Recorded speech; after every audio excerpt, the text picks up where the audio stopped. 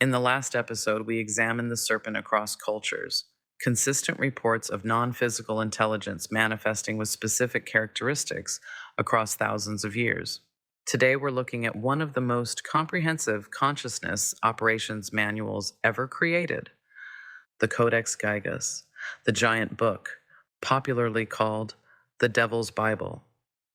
Created in 1229 CE by a single Benedictine monk in what's now the Czech Republic. 165 pounds, 310 parchment pages made from 160 animal skins, the largest medieval manuscript in existence. It contains the entire Latin Bible, historical chronicles, medical formulas, exorcism protocols, and the most famous image in medieval manuscript history, a full-page illustration of a seated devil. Most people think this is a book of dark magic, a grimoire for summoning demons. It's not. It's an encyclopedia, a knowledge compilation, an operational manual for consciousness workers who dealt with non-physical entities professionally. And what it teaches us about medieval understanding of consciousness, entities, and threshold states is far more sophisticated than most people realize. I'm Amy Rossi. This is the Void Experiment. Let's examine what the monks actually knew. Part 1. The legend versus the reality. First, let's address the legend. According to the story that emerged centuries after the manuscript was created, a monk was sentenced to be walled up alive for breaking his monastic vows. He begged for one more night and promised to create a book that would glorify the monastery forever, a book containing all human knowledge. Realizing this was impossible, he made a pact with the devil, who completed the book in exchange for the monk's soul. In gratitude, the monk included a full-page portrait of the devil. This is almost certainly fiction, the kind of origin story that gets attached to extraordinary things people don't understand. The reality is more impressive. Textual analysis examining handwriting consistency, ink composition, parchment preparation suggests a single scribe working over 20 to 30 years. One monk's lifetime project, not supernatural intervention, human dedication. But here's what's interesting. The legend tells us more about how people processed the manuscript's content than about its actual creation. Why did later generations need to explain this book through demonic intervention? Because what it contained, the systematic documentation of consciousness states, entity classifications, and operational protocols, was sophisticated enough that people couldn't believe a human created it alone. The content was so advanced, so comprehensive, that supernatural origin seemed more plausible than human expertise. That tells us something important. Medieval consciousness workers knew things we've forgotten. Part 2. What's actually in it? Let's inventory what this manuscript actually contains. The Old Testament, complete, in Latin, not summary, full text, Genesis through Chronicles. This is a working Bible, not a curiosity. The New Testament, also complete, the entire Vulgate, Jerome's 4th century Latin translation that was the standard text for 1,000 years. The Jewish Antiquities by Flavius Josephus, 1st century Jewish historian documenting the Second Temple period. This is historical research, not religious text. The Chronicle of Bohemia by Cosmas of Prague, political and cultural history of the region, names, dates, events. This is empirical documentation, medical formulas, pharmaceutical preparations, herbal remedies, treatment protocols.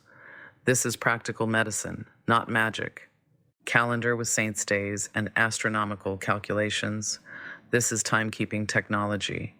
When to plant crops, when to perform rituals, when specific protective intelligences are accessible. Exorcism protocols. Here's where it gets interesting. specific procedures for managing non-physical entities, invocations, protective measures, operational steps, and in the middle of the exorcism section, the devil page. This isn't random placement, it's not decoration. The devil image appears exactly where it's functionally relevant, in the section teaching monks how to deal with adversarial, non-physical intelligence. It's a reference illustration in an operational manual. Think of it like a field guide to dangerous animals. You don't include a picture of a bear because you worship bears. You include it so people recognize what they're dealing with when they encounter one. The devil image serves the same function, visual reference for consciousness workers who might encounter this type of entity. Part 3, the devil page in context. Let's look at the most famous page. Full page illustration, seated figure, green-skinned, clawed, horned, holding what appears to be a cloth or banner, alone in the frame. Most people see this and think, medieval Christians believed the devil looked like this. Not quite. This is a visualization, a consciousness worker's rendering of how adversarial, non-physical intelligence appears when perceived by human consciousness operating in certain states. It's not literal biology. It's phenomenological documentation. How does this entity manifest when encountered? What are its characteristics? How does human perception translate non-physical presence into visual form? The green skin isn't skin. It's the color frequency associated with this type of intelligence. The horns aren't physical horns. They're the geometric pattern this entity creates in perceptual space. This is sophisticated understanding of how consciousness translates trans-dimensional encounters into symbolic form. But here's what almost nobody mentions. Directly opposite the devil page, on the facing folio, is an illustration of the heavenly city, the New Jerusalem, elaborate architecture, structured, ordered, radiant. These aren't random placements. They're facing pages, deliberately positioned. When the manuscript is open, you see both simultaneously, devil on left, heaven on right. This is the operational framework medieval consciousness workers used, dual states, threshold between. They weren't naive dualists thinking everything was simple good versus evil. They were mapping consciousness states. One page, chaotic, dissolving, adversarial intelligence that fragments. Other page, ordered, structured, unifying intelligence that integrates. The space between, where human consciousness operates, navigating between these forces. This is sophisticated phenomenological mapping disguised as religious art. Part 4, the exorcism protocols. The devil image appears in the exorcism section. So what do the actual protocols teach? The Latin text gives specific procedures, not vague prayers, operational steps. Step 1, establish authority. Invoke protective intelligences by name. State your authorization. You're not commanding demons through personal power. You're operating under higher authority. This is jurisdictional clarity. Step 2, identify the entity. There are multiple classifications. Different types require different approaches. Some respond to command. Some require negotiation. Some must be contained rather than expelled. Knowing which you're dealing with is critical. Step 3, create boundary. Physical circle, blessed salt, specific words that establish perimeter. This isn't superstition. It's psychological boundary reinforcement. You're defining the space where you have authority versus where the entity operates. Step 4, command or negotiate. Depending on classification, either command departure under higher authority or negotiate terms of relationship. Some entities can be redirected rather than banished. Some provide information in exchange for acknowledgement. Step 5, seal and protect. Close the working. Ensure the boundary remains. Protect the space and the person from return or retaliation. These aren't magical incantations. They're operational protocols developed through centuries of practice by consciousness workers who dealt with these phenomena professionally. Compare this to modern psychology's approach to intrusive thoughts, dissociative states, or personality fragmentation. Different language, similar framework. Medieval exorcism protocols map surprisingly well onto modern therapeutic techniques for managing psychological phenomena that feel external to the self. The question isn't whether entities are real in some objective sense. The question is, are these operational protocols effective for managing certain types of consciousness states? The fact that monks used these procedures for 1,000 years suggests they worked for something. Part 5. What the monks understood.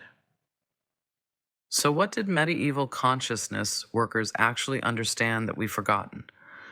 First, consciousness has topology.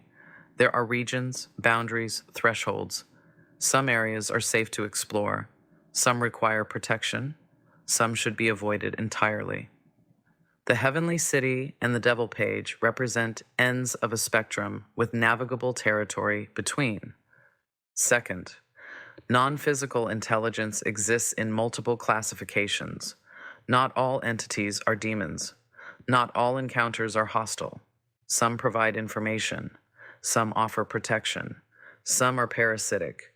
Some are neutral. Classification determines approach.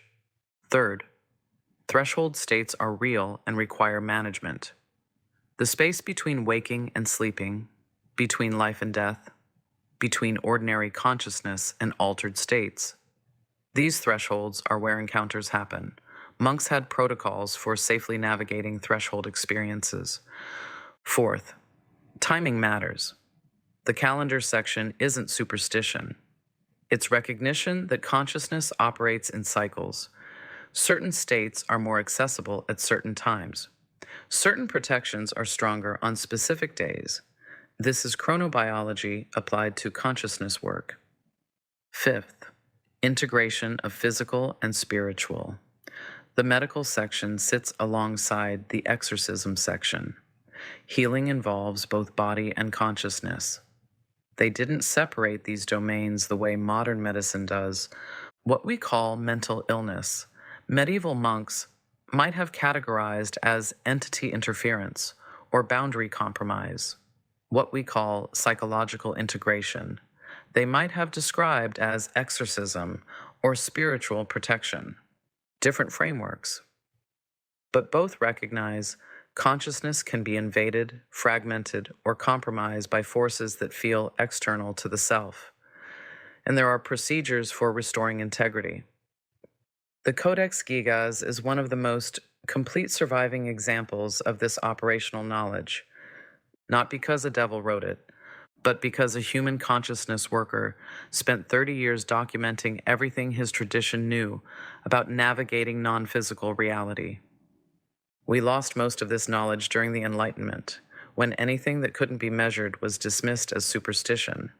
We're only beginning to recover it now, through consciousness research, phenomenology, transpersonal psychology, and direct experience of people willing to explore these territories again. The serpent we discussed in episode 1, medieval monks had protocols for dealing with it.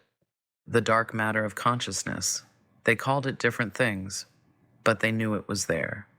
The 85% we don't access, they had maps. Not perfect maps, not scientific maps, but operational maps that worked for navigation.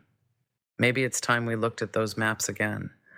This is the Void Experiment, where we explore consciousness at the edge of form. The Codex Gigas isn't devil's magic. It's human knowledge. Sophisticated, practical, operational knowledge about consciousness, states, and non-physical intelligence. In future episodes, we'll examine specific entity classifications from medieval grimoires and how they map to modern psychological frameworks.